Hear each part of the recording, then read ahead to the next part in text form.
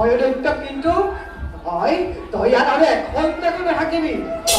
তই এই স্থান সোনকালে কল পৰিত্যাগ মই আহিলো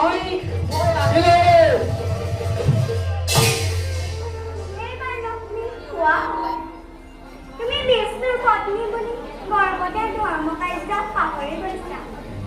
তুমি মোক দৈত্যলৈ বিয়াৰ প্ৰস্তাৱ দি জগতবাসীৰ ওচৰত মোক সেৱা জ্ঞান কৰিছা কিন্তু সৰস্বতী ইমান বুদ্ধিহীন নাৰী নহয় যে তোমাৰ চক্ৰান্ত মতে কাৰ্য কৰি যাব